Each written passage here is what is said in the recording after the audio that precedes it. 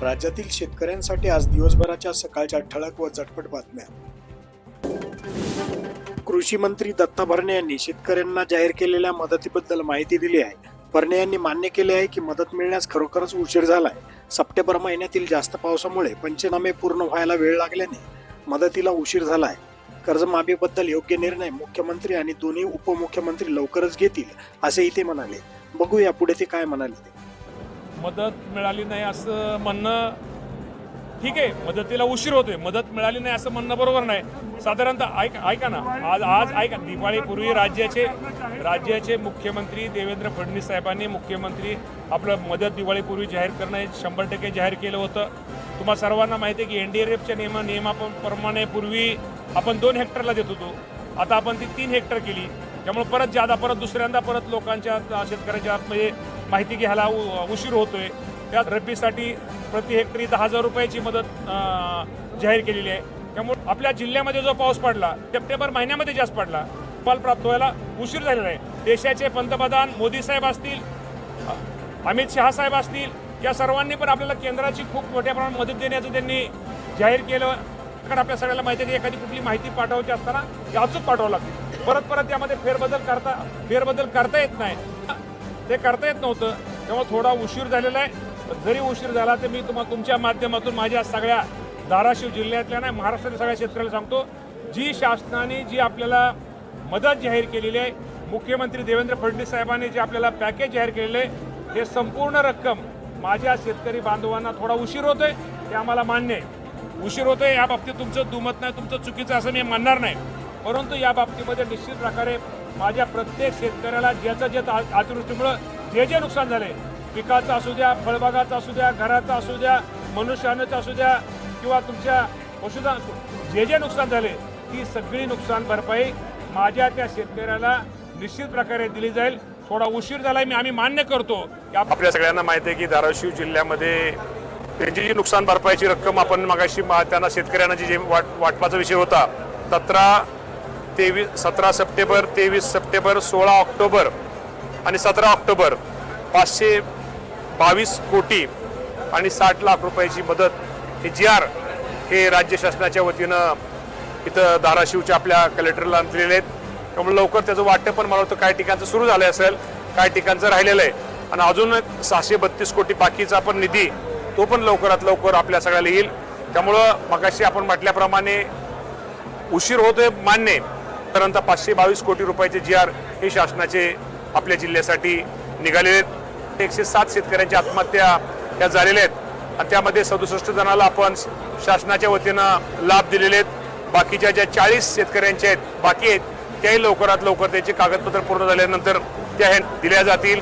आपल्या सगळ्यांना माहिती आहे कृषी विभागाचा जो यांत्रिकीकरणाचा जो विभाग आहे, कृषी विभागाचा पूर्वी 4-5 वर्ष शेतकऱ्यांना ड्रीप असेल, यांत्रिकीकरण ट्रॅक्टर असेल, अवजार असेल, ह्या 15 दिवसामध्ये आपल्या जिल्ह्याचा जर विचार केला तर एकूण 1,69,000 शेतकऱ्यांना आपण कृषी यांत्रिकीकरण या योजनेचा लाभ आपल्या धाराशिव जिल्ह्यामध्ये आपण दिलेला आहे। त्यामध्ये 35,062 ट्रॅक्टर आपण इथं अनुदानावरती देतोय। अवजारे 84,000 आपण तेवढे देतोय। मोठ्या प्रमाणात यांत्रिकीकरणाचा निधी हा कृषी विभागाच्या माध्यमातून हा धाराशिव जिल्ह्यासाठी मागच्या 8 दिवसापूर्वी दिलेला आहे। कुठला GR निघाल्यानंतर GR हा 11 वर निघतो, ते जे नुकसान झाले ते निघतो। DBT वरती लवकरच 1-2 दिवसामध्ये GR मध्ये ते बहुतेक त्यातलं वाटप बऱ्यापैकी झालं पण असेल, पण GR निघाल्यानंतर बाकीच्या गोष्टीला अडचण नसते, निधीला अडचण नसती। GR कुठला निघतो, ज्यावेळेस अहवाल प्राप्त झाल्यानंतरच GR निघतो। त्यामुळे तो GR साधारणतः 522 कोटी 60 लाखाचा GR निघालेला आहे आणि राहिलेलं जे त्यात बाकी आहे ते पण लवकरात लवकर GR निघून आपण शेतकऱ्यांना पैसे ताबडतोब देतोय। येणाऱ्या 15 दिवसाच्या आत संपूर्ण रक्कम शेतकऱ्यांना दिली जाईल। 100% शेतकरी अडचणीत आहे। शेतकऱ्यांना आता मदत करणं गरजेचं आहे आणि प्रत्येकाच्या ह्याच्यामध्ये पक्षाच्या जाहीरनाम्यामध्ये कर्जमाफीबद्दल उल्लेख होता। त्यामुळे शेतकरी विचारतात, शेतकऱ्यांचं दुःख आहे, शेतकरी माझा खूप अडचणीत आहे। मी पण एक शेतकऱ्याचा मुलगा आहे, त्यामुळं निश्चित प्रकारे मी शेतकरी बांधवांना आपल्या माध्यमातून एक आश्वासित करतो, ही वेळ लवकरच येईल। लवकरच या राज्याचे मुख्यमंत्री, दोन्ही उपमुख्यमंत्री या बाबतीमध्ये योग्य तो लवकरात लवकर निर्णय घेतील। सरकार निर्णय घेईल. फार्मर आयडीच्या बाबतीमध्ये शेतकऱ्याला या बाबतीमध्ये आमचे कृषी विभागाचे अधिकारी, महसूलचे अधिकारी या बाबतीमध्ये योग्य तो मार्ग काढतील आणि मदतीपासून कोणी वंचित राहणार नाही. शेतकऱ्यांनो, बँक खाते तपासा. 335 कोटीचे अनुदान होते जमा. ज्या शेतकऱ्यांनी अद्याप फार्मर आयडी काढलेला नाही त्यांनी तयार झालेला विशिष्ट क्रमांक, कोड आपल्या गावातील तलाठी किंवा ग्रामसेवक यांच्याकडे देऊन KYC पूर्ण करावी, जेणेकरून आपणास नुकसान भरपाई मिळेल. अनुदानासाठी तहसील तोडफोडीचा पवित्रा, शेतकऱ्यांना पोलिसांनी रोखले. सोयाबीनची होळी आणि सरकारच्या नावाने शिमगा, शेतकऱ्याच्या मागणीसाठी जिल्हाधिकारी कार्यालयासमोर लक्षवेधी आंदोलन. तुटपुंजी मदत शेतकऱ्यांच्या जखमेवर मीठ चोळणारी आहे. नुकसानीचे पंचनामे करून भरपाई देण्याची आमदार आहेर यांची मागणी. लोणावळा परिसरात जोरदार पाऊस आणि वाऱ्यामुळे भातपीक जमीनदोस्त. फडणवीसांची घोषणा अंमलात केव्हा येणार? शेतकऱ्यांना रब्बीचे आणि विम्याचे पैसे कधी मिळणार? शेतकऱ्यांना वेड्यात काढू नका. शेतकरी कर्जमाफीसाठी मुहूर्त कधी निघणार? आजवर एवढा लबाड मुख्यमंत्री पाहिला नाही, बच्चू कडू यांनी सरकारला फटकारले.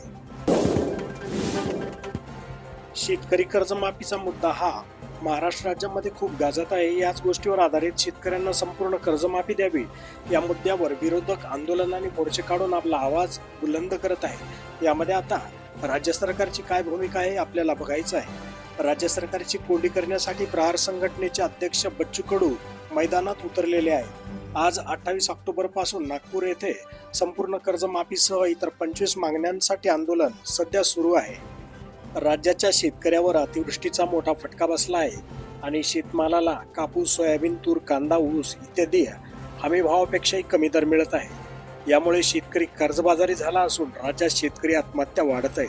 शेतकऱ्याचे कर्ज पूर्णपणे माफ करावे तसेच इतर 25 विविध मागण्या पूर्ण कराव्यात. या मागणीसाठी बच्चू कडू यांनी 28 ऑक्टोबर पासून मुख्यमंत्री देवेंद्र फडणवीस यांच्या गृह शहरात नागपूर येथे आंदोलन सुरू केले आहे. मागण्या पूर्ण होईपर्यंत हे आंदोलन सुरू राहील अशी त्यांची भूमिका आहे. शेतकऱ्यांनी तहसीलदाराच्या गाडीच्या काचा फोडल्या. अतिवृष्टीचं अनुदान न मिळाल्याने शेतकरी संतप्त. शेतकरी खानसोळे यांनी संतप्त होऊन मुदखेडच्या तहसीलदाराच्या गाडीच्या काचा फोडल्या. या प्रकरणानंतर एकच गोंधळ निर्माण झाल्याने प्रशासकीय कर्मचाऱ्यांनी पोलिसांना घटनेची माहिती दिली. त्यानंतर पोलिसांनी शेतकरी खानसोळे यांना ताब्यात घेतले आहे. अखेर 63,945 शेतकऱ्याच्या खात्यात 121 कोटी रुपये जमा. 2024-25 मधील रखडलेले पीक विम्याचे पैसे मिळाले. 110% गेली होती नुकसान भरपाई.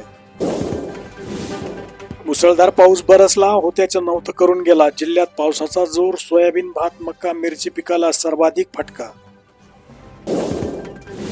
शेतमाल विकल्यानंतर गुलाबी पावती घ्या तरच मिळेल लाभ. टाळता येणार फसवणूक. ही पावती नाही तर शेतकऱ्याच्या हक्काचा कायदेशीर आधार आहे. पावसानंतर कपाशीवर लाल्या रोगाचा प्रादुर्भाव. सावरगाव परिसरात चित्र. काही शेतांमध्ये बोंडाळीचेही आक्रमण.